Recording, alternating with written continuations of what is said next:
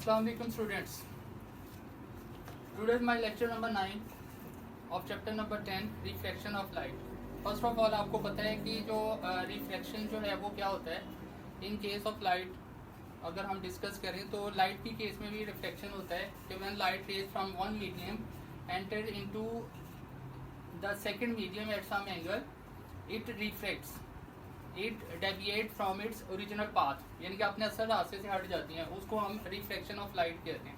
ठीक है. इंटरेस्टिंगली जो रिफ्रैक्शन ऑफ लाइट है, अगर आपसे पूछा जाए कि ऐसा क्यों होता है कि लाइट रिफ्रैक्ट क्यों होती है, तो मैं आपको बताता हूँ कि जो लाइट जो रिफ्रैक्ट होती है वो सिर्फ इस वजह से होती है कि जब लाइट एक मीडियम से दूसरे मीडियम में एंटर हो रही होती है, तो क्योंकि speed of light in different medium is different, that's why जब लाइट एक मीडियम से दूसरे मीडियम में एंटर होती है तो वो रिफ्रैक्ट होती है. याद रखें कि रिफ्लेक्शन ऑफ लाइट किस वजह से हो रहा है, only due to the difference of speed of light in different medium is different. ठीक है. तो डिफरेंट मीडियम में स्पीड ऑफ लाइट डिफरेंट होने की वजह से जो रिफ्लेक्शन है वो होता है. इसी तरह वेव जो है ना वो भी रिफ्लेक्ट होती हैं. अगर हम रिपल टैंक की जो ट्रे है वहाँ पे एक ग्लास स्लैब रख देते हैं. ठीक है. ग्लास स्लैब जो है ना वो एक रेक्टेंगुलर टाइप जो है ना वो ग्लास का एक पीस होता है. ठीक है. उसकी जो है वो थिकनेस होती है, उसकी हाइट होती है, उसकी लेंथ होती है, यानी कि ये कह सकते हैं क्यूबाइड शेप का होता है. ठीक है. जब हम इसको यहाँ पे रख देंगे तो यहाँ पे दो जो पोर्शन है ना वो बन जाएंगे. जहाँ पे ये नहीं है वहाँ पे जो वाटर होगा वो डीप होगा, और जहाँ पे ये होगा, ठीक है, वहाँ पे जो वाटर है वो शैलो होगा. ठीक है. तो रिफ्रैक्शन ऑफ वेव जो है ये भी होता है. किस वजह से होता है, जैसे मैंने बताया कि it is only possible due to different heights और different depths of the water. यहाँ पे जो है वो डेप्थ है, मतलब ज़्यादा डीप वाटर है. यहाँ पे जो वाटर होगा वो शैलो होगा, क्योंकि यहाँ पे जो वाटर है उसकी हाइट ज़्यादा है. जब ये यहाँ पे आता है तो जाहिर है कि यहाँ ग्लास स्लैब है, उसकी विड्थ भी शामिल है, तो यहाँ पे आगे वाटर जो है ना हमने उसको शैलो बना दिया. जैसे ही अब हम रिपल टैंक जो है वो ऑन करेंगे, ठीक है, रिपल टैंक की जो प्लेट है वो वाइब्रेट करेगी, तो क्या होगा कि वेव जो है वो प्रोड्यूस होंगी. तो आप देखेंगे कि जब ये वेव्स यहाँ से मूव करती हुई यहाँ भी आती हैं तो इनमें बहुत ज़्यादा डिफरेंस आ जाता है. पहला डिफरेंस क्या आता है कि इनकी वेवलेंथ जो है वो चेंज हो जाती है. ठीक है. अगर हम डीप वाटर में देखें तो ये इसकी वेवलेंथ है, ठीक है, जो कि ज़्यादा है, और अगर हम शैलो वाटर में आए तो वेवलेंथ जो है वो कम हो जाती है. यहाँ पे भी मैंने इसको शो करवा दिया है. ठीक है. ये जो रिपल टैंक के नीचे जो मैंने एक वाइट स्क्रीन रखी हुई है जिसके ऊपर ब्लैक एंड वाइट स्ट्रिप्स जो हैं वो बनती हैं. क्यों बनती है ये मैं पहले बता चुका हूँ. ठीक है. तो वेवलेंथ जो है वो कम हो जाती है. तो डीप वाटर जो होता है वहाँ पे वेवलेंथ जो है वो ज़्यादा होती है. जैसे ही वेव शैलो पोर्शन में आती है तो उसकी वेवलेंथ जो है वो कम हो जाती है. और ये आप रिपल टैंक की जो ट्रे है उसके नीचे जो स्क्रीन है उसके ऊपर आप इसको ऑब्जर्व भी कर सकते हैं कि वेवलेंथ जो है शुरू में उसकी साइज़ जो है वेवलेंथ की जो विड्थ है वो ज़्यादा है, वेवलेंथ जो है वो मोटी है. ठीक है. और जैसे ही वो शैलो वाटर में आती है तो वेवलेंथ जो है ना वो कम हो जाती है. ठीक है. दूसरा, अगर हम स्पीड की बात करें तो जब वाटर वेव्स डीप से शैलो वाटर में आ रही होती हैं तो उस सूरत में इनकी स्पीड पे भी इफेक्ट होता है. यहाँ पे क्योंकि वेव बड़ी है, ठीक है, यहाँ पे जो एल, जहाँ मैंने अलहदा से भी बताया है कि यहाँ पे जो वेव जो है ना उसकी जो मोटाई है वो ज़्यादा है, वेव जो है बड़ी है, उसकी वेवलेंथ ज़्यादा है, इसलिए यहाँ पे इसकी स्पीड जो है वो क्या होगी, ज़्यादा होगी. ठीक है. ज़्यादा स्पीड होगी. जैसे ही वो शैलो वाटर में आएंगी तो वो स्लो हो जाएंगी. इसका एक रीज़न ये भी है कि इसमें जो फ्रीक्वेंसी है that is the number of waves passing through a point in 1 second, जिसे हम फ्रीक्वेंसी कहते हैं, वो हमेशा सेम रहती है. तो इसलिए जब वाटर वेव्स जो है मूव कर रही होती हैं डीप वाटर में तो वहाँ इनकी स्पीड ज़्यादा होती है, क्योंकि इनकी विड्थ ज़्यादा है, इन्होंने जो है वो ज़्यादा डिस्टेंस कवर करना है. ठीक है. लेट्स सपोज अगर एक सेकंड में 5 वेव्स पास हो रही हैं और वो मोटी हैं तो ज़ाहिर है उनकी स्पीड ज़्यादा होगी. और इसी तरह अगर शैलो वाटर में आ जाए वहाँ पे भी 5 वेव्स जो है वो पास हो रही हैं तो उनकी स्पीड जो है वो स्लो होगी, क्योंकि वो उनकी वेवलेंथ जो है वो कम है, इसी वजह से उनकी स्पीड जो है वो भी कम होगी. लेकिन याद रखें फ्रीक्वेंसी कभी भी चेंज नहीं होती. एक ही पॉसिबिलिटी है फ्रीक्वेंसी चेंज होने की कि अगर हम वाइब्रेटर जो है इसकी स्पीड जो है इसको कम ज़्यादा कर दें तो उससे जो है फ्रीक्वेंसी जो है वेव्स की जो है वो चेंज हो जाती है. अब ये सारा कुछ बताने का मकसद यही था कि नेक्स्ट मैं आपको बताऊं कि रिफ्रैक्शन कैसे होता है.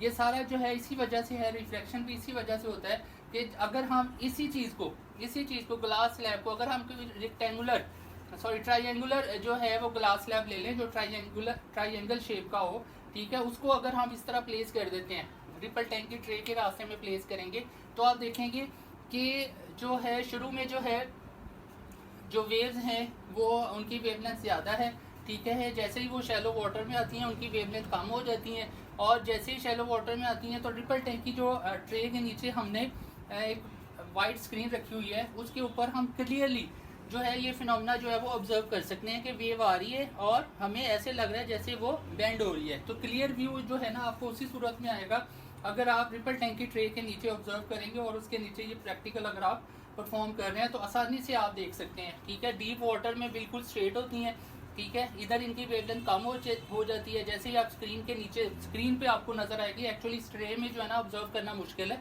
जो वाइट पेज है उसके ऊपर आपको ये सही तरह से जो रिपल टैंक के नीचे है वहाँ पे आपको ये बिल्कुल जो है क्लियरली ऑब्जर्व कर सकते हैं कि वेव जो है वो सीधी आ रही हैं। जैसे ही वो शैलो वाटर में एंटर होती है उनकी वेवलेंथ कम होती है तो वो बेंड होना शुरू हो जाती है। तो इस तरह हम ऑब्जर्व करते हैं, हमें क्लियरली जो है वो पता लग रहा होता है कि रेज जो है ना वो जो है वो रिफ्लेक्ट होती है। तो ये हमारा पहला पॉइंट था आज का, रिफ्लेक्शन ऑफ वेव्स। तो इसमें आपने डेफिनेशन भी याद करनी है। सिंपल जो लाइट वाली डेफिनेशन है वही उसने एक्चुअली लिखी हुई है, ठीक है, उसको वेव्स का उसने नाम दे दिया है कि when light rays from one medium enter into the second medium at some angle their angle of travel change, मतलब उनका जो ट्रैवलिंग का एंगल है वो चेंज हो जाता है, मतलब वो अपने ओरिजिनल पाथ से डेविएट हो जाती है, ठीक है, जिसको हम रिफ्लेक्शन कहते हैं, ठीक है। तो ये इसकी आपने इसकी डेफिनेशन भी कर लेनी है। When wave from one medium enter into the second medium at some angle their direction of travel actually जो है ना that may change, this phenomena is called reflection of waves. तो ये पहला पॉइंट है। अब मैं आपको दूसरा इसका जो लास्ट पॉइंट जो है डिफ्रैक्शन वो बताता हूँ। जी बेटा, आज का जो है दूसरा मेरा जो पॉइंट है वो है diffraction, that is the last point of this chapter number 10, ठीक है, जो हम पढ़ रहे थे। इसके बाद जो है इंशाल्लाह हम न्यूमेरिकल पे जाएंगे और एमसीक्यू वगैरह करेंगे, ठीक है। तो लास्ट जो पॉइंट है वो है डिफ्रैक्शन। डिफ्रैक्शन बेसिकली क्या है? द बेंडिंग और spreading of waves around the sharp edges और कॉर्नर्स।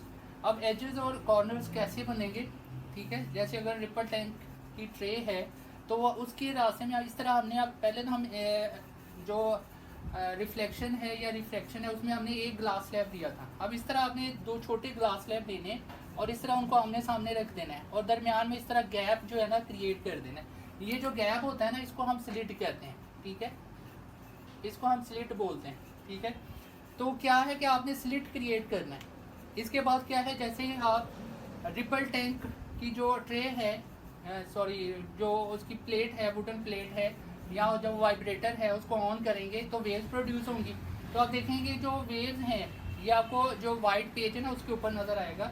ये वेव जो है ना वो आगे की तरफ मूव कर रही हैं, ठीक है। ये जो स्लिट हमने क्रिएट किया है जब इसमें से गुजर रही है तो गुजरने के बाद, ठीक है, वो सर्कुलर होती जा रही हैं, ठीक है, सर्कल बनती जा रही है, सेमी सर्कल में कन्वर्ट होती जा रही हैं, ठीक है।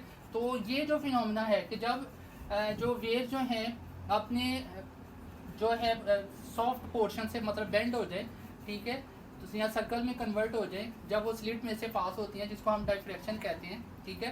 तो ये जो फिनोमेना है ये आप क्लियरली जो है ना वो व्यू कर सकते हैं जो वाइट स्क्रीन है उसके ऊपर, ठीक है।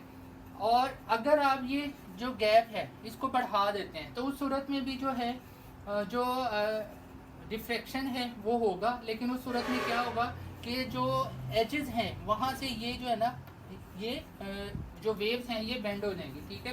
पूरा जो है वो सेमी सर्कल या सर्कल जो है वो नहीं बनेगा, ठीक है, सर्कुलर ट्रैक नहीं बनेगा, सिर्फ जो है एजेस जो है ना वो बेंड होंगे। तो इसको हम कहते हैं डिफ्रैक्शन। अब इसकी क्या वजह है कि ऐसा क्यों होता है? जैसे मैंने कहा है कि ये जो गैप है ना इसको हम स्लिट कहते हैं, ठीक है। तो अगर हम स्लिट क्रिएट करें और स्लिट की जो वेवलेंथ है, ठीक है, इसकी जो गैप है अगर वो वेवलेंथ के इक्वल है, जो हम यहाँ से वेव्स आ रही हैं जो इनकी वेवलेंथ है, अगर ये वेवलेंथ ये जो स्लिट है और इनका जो वेव्स की जो वेवलेंथ है इन दोनों का जो साइज है अगर वो सेम है तो आप क्लियरली सर्कुलर जो है ना आपको जो है वेव जो है ना वो नज़र आएंगी स्लिट में से पास होने के बाद। लेकिन अगर ये गैप ज़्यादा हो जाता है, अगर वेवलेंथ से ज़्यादा गैप है तो उस सूरत में क्या होगा तो भी डिफ्रैक्शन होगा, लेकिन क्या होगा कि ज़्यादा क्लियर नहीं होगा, सर्कुलर नहीं होगा, जस्ट एंड जो एजेस हैं वहाँ से ये बेंड होगा, ठीक है। इसके बाद तीसरी बात, अगर हम ये गैप एक्स्ट्रा में आपको बता देता हूँ और कम कर देते हैं, ठीक है, जो वेवलेंथ है उससे कम कर देते हैं, तो उस सूरत में याद रखें कि जो डिफ्रैक्शन है वो नहीं होगा, ठीक है। मतलब वेव जो है वो आएंगी और जो गैप होगा, स्लिट का गैप अगर हमने कम कर दिया, ठीक है, बिल्कुल कम कर दिया, तो वो बिल्कुल उसमें से सीधी जो है वो पास हो जाएंगे, ठीक है। उस सूरत में डिफ्रैक्शन जो है वो ये वाला फिनोमेना आप यू नहीं कर सकते, मतलब कि होगा ही नहीं, ठीक है। दो ही केसेस हैं। फर्स्ट केस, जब जो स्लिट का गैप है वो वेवलेंथ के इक्वल है, तो उस सूरत में सर्कुलर वेव जो है वो प्रोड्यूस होंगी, ठीक है, इसमें से पास होने के बाद, स्लिट में से पास होने के बाद। और अगर स्लिट का साइज जो है ना वेवलेंथ से ज़्यादा कर देते हैं, तो उस सूरत में भी डिफ्रैक्शन होगा, लेकिन जस्ट जो एजेस हैं ना वहाँ से ये बेंड होगा। तो ये मेरा दूसरा पॉइंट था, ठीक है। तो हमारा चैप्टर जो है वो ख़त्म हो गया। नेक्स्ट टाइम से जी इंशाल्लाह जो है ना अब हम एक्सरसाइज और न्यूमेरिकल करेंगे, ठीक है जी। ओके जी, अल्लाह हाफिज़।